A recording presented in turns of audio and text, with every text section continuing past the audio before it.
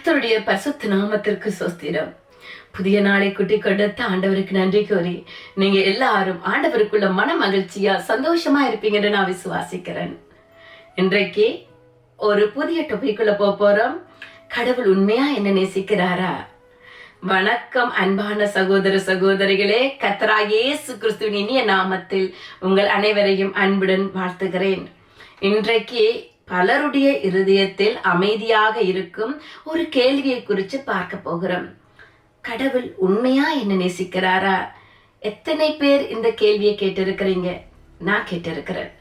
ஒருவேளை இந்த கேள்வியை நீங்களும் கேட்டிருக்கலாம். நான் இவ்வளவு தவறு செய்திருக்கிறேன், இன்னும் கடவுள் என்னை நேசிப்பாரா?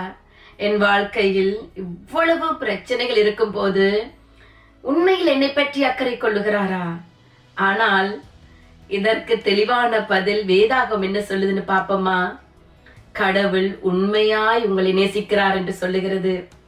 யோவான் 3:16 தேவன் தம்முடைய ஒரே பேரான குமாரனை விசுவாசிக்கிறவன் எவனோ அவன் கெட்டு போகாமல் நித்திய ஜீவனை அடையும்படிக்கு அவரை தந்தருளி இவ்வளவாய் உலகத்தில் அன்பு கூர்ந்தார்.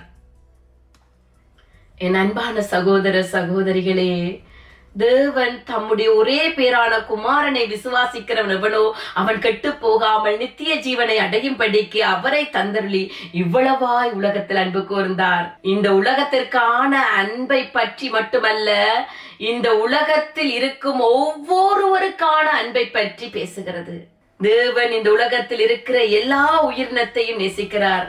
அந்த அன்பில் நீங்களும் நானும் அடங்குகிறோம்.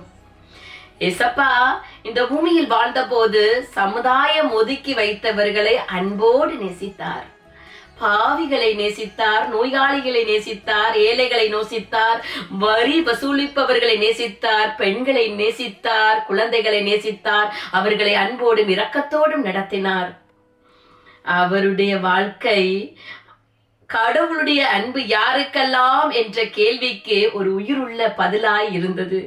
ஒருவேளை இன்றைக்கு நான் தகுதியற்றவன், என்னை யாரும் புரிந்து கொள்ளல, என் வாழ்க்கைக்கு ஒரு மதிப்பில்லை என்று சொல்லி நீங்க நினைச்சு கொண்டிருக்கிறீங்களா? ஆனால் ஆண்டவர் சொல்லுகிறார், நீங்கள் மிகவும் வெளியேற பெற்றவர்கள் என்று சொல்லுகிறார். உங்களை மிகவும் நேசிக்கிறதாய் சொல்லுகிறார். அவருடைய பார்வையில் நீங்கள் மதிப்பு மிக்கவர்களாய் இருக்கிறீங்க. இந்த வீடியோவை நீங்க பாக்குறீங்கன்னா அவர் உங்களோடு பேசுறார். உங்கள் பேரை அவர் அறிந்திருக்கிறார், உங்கள் கண்ணீரை அவர் காண்கிறார், உங்கள் இருதயத்தின் பாரங்களை அவர் அறிந்திருக்கிறார்.